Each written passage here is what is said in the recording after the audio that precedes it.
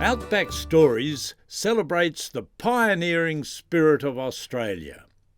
It makes little difference if your family came on the First Fleet or on a leaky boat last week. Our unique national identity was born and bred in the Outback. These are your stories.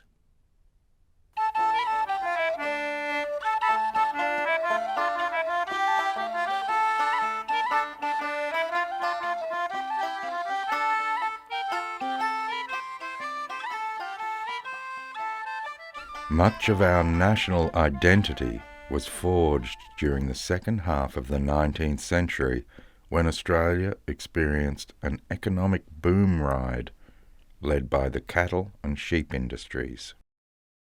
At the time, the majority of Australians lived and worked in what we call the bush.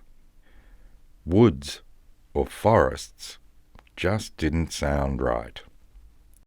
The bush, especially in the outback, that place beyond the Black Stump, near the Never Never, and just a few 100 miles past Bullamakanka, was home territory to us drovers. The cattle industry began in the 1830s, when herds of cattle and sheep ate their way across the continent to be fattened up for colonial markets. Many of the tracks they used became well worn and, in fact, are still used today. Store cattle from the Langy, the mob goes trailing past, with 1/2 mile of sandhill twixt the leaders and the last. The nags that move behind them, broad-chested, tanned and tall, the bravest hearts amongst us and the lightest hands of all.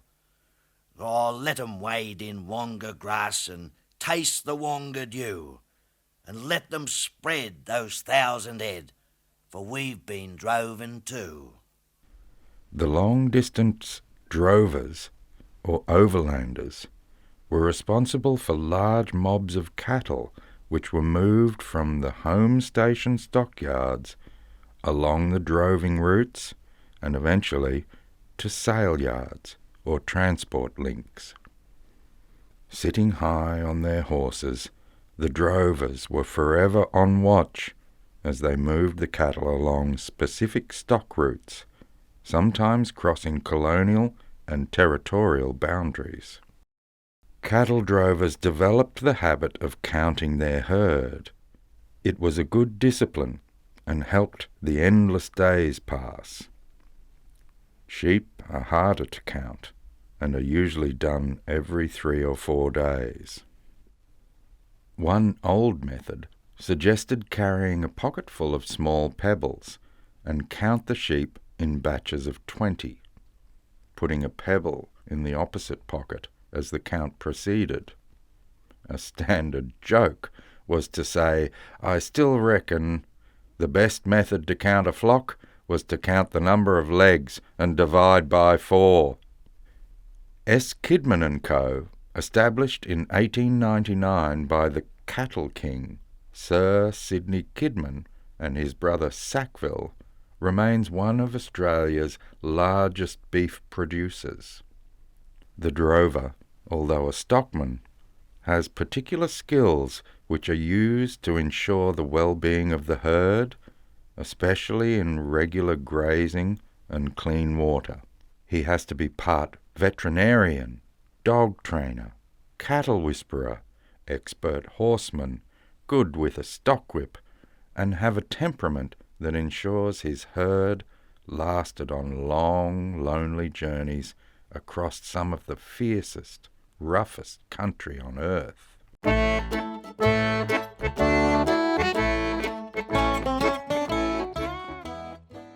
Mobs on the move must pass through vast station properties where area is measured by the 1,000 square miles. Before crossing each boundary, the drover is obliged to give notice to the station manager so the home cattle could be moved from the stock route. This was no mean feat before the days of two-way radio and today's mobile phone. The long paddock is the colloquial term for the stock routes that cross Australia, open stretches of unfenced land that anyone can use to feed and move stock in times of drought. One famously follows the Cobb Highway, named for the famous coach company, from Echuca Moama on the Victorian border through to Wilcannia, leading to the outback towns of Burke, Broken Hill and White Cliffs. Another is the Canning Stock Route that runs from Halls Creek in the Kimberley region of Western Australia till Wiluna in the mid-western region. With a total distance of around 1,850 kilometres, 1,150 miles, it is the longest historic stock route in the world.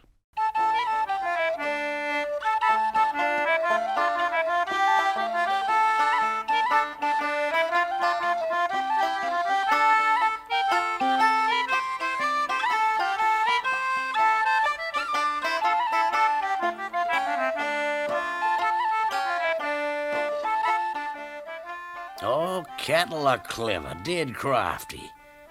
You know the noise they ordinarily make going along a road? Well, you'd think you could hear 'em if they were anywheres near you, wouldn't you? Do you know? I've known 'em steal past me in a camp not 20 yards away, and me not hear 'em. It's the truth. After I've camped at night, I've known 'em to steal away on their bloody toes. Yeah, on the tips of their toes. It must have been, just like men. But when I used to hear that moo, moo, moo, I'd know it was time to get off my arse and go after 'em. Old-time droving was hard but proud work. Men lived on the track, cooked and slept under the stars, and probably dreamt of better times. Day and night they had to be responsible for their herds. There's no days off for the old-time drover. The days were long, often 16 hours in the saddle. They were usually a mixed bunch of blokes, black, white and brindle, and skilled with the ways of cattle. It was their job to ensure that they took the mob and returned with the full complement, and occasionally a few extras. First Australians have a proud history as drovers and stockmen. Many stations employed the same drovers every year. They would disappear after delivering their mob and mysteriously reappear when the stock routes began to dry out at the end of the rainy season. Others were employed full-time, alternating their work between general station stockman's duties and the annual droving trip. There's joy to be had in the life of a drover. I reckon it's a bugger of a life sometimes, but there's real joy to be had. It's in me blood. It wasn't unusual for 2 or even 3 herds to meet, especially if near a watering bore. Cattle brands were important, and part of the drover's skill was in knowing all the leading brands. Separating the herds, often 4,000 or 5,000 cattle, was a challenge, especially hard work for the dogs. Drovers knew full well not to get in the way of thirsty cattle, for the beasts easily stampede at the whiff of water. At times like this, the herd needed to be tightly contained, reassured, and led steadily to the water source. Water bores, especially the Great Artesian Basin, are vital to the stock routes. Some of them deliver boiling hot water and need drains to allow the water to cool. A hot bath is a special treat for dry, dusty drovers. The drovers breakfast by starlight. In the really tough times, when rations were low, us men had a drover's breakfast. A spit, a smoke, a fart, and a good look round. Before sunup, a horseman rides out in front of the mob. Others move to the flank to follow up to heal the stragglers. The drovers make a noise, a shout to the dogs, a whistle. The mob leaders drift out after the front horseman. The mob is on the move, heads tossing, voices lowing, a cattle chorus, and dust rising from 10,000 hooves. Feeding as they go, the cattle spread a red surging wave over 1/2 mile of the stock route.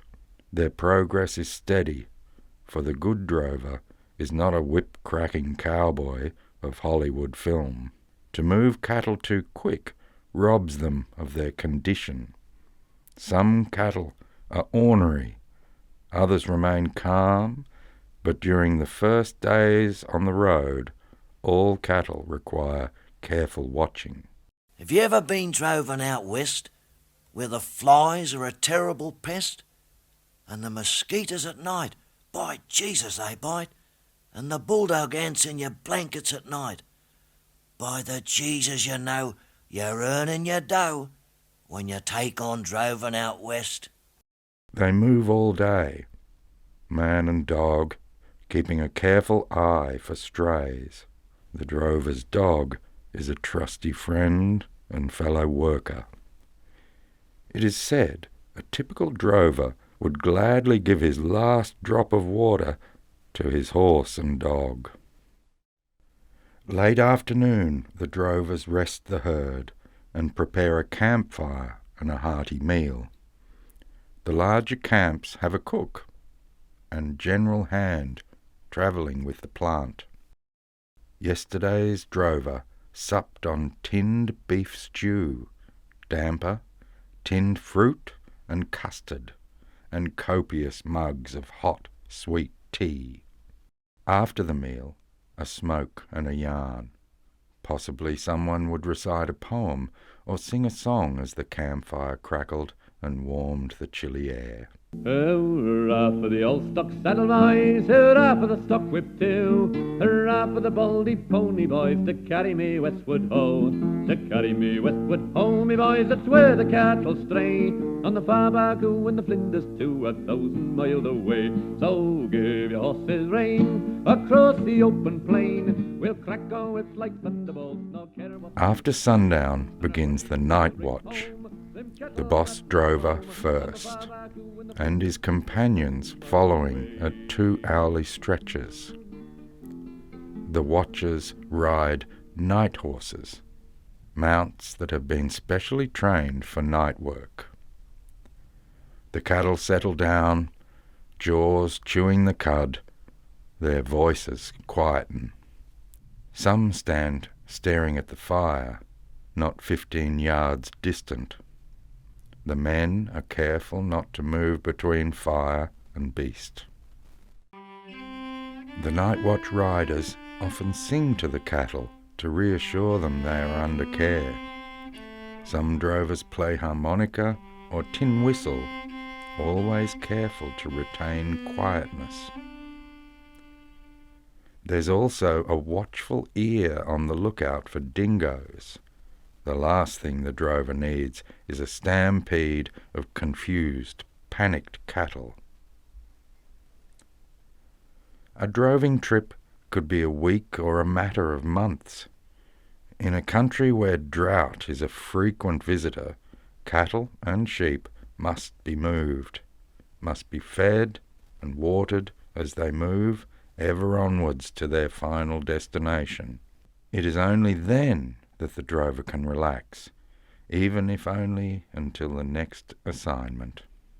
He'd been 18 months on the road, with the brown mare following him, without a lead rein, like a dog, over thousands of miles of desert, choked with dust, tormented by flies, The casual way he spoke of his trip amazed all of us. To him, it seemed nothing to boast about.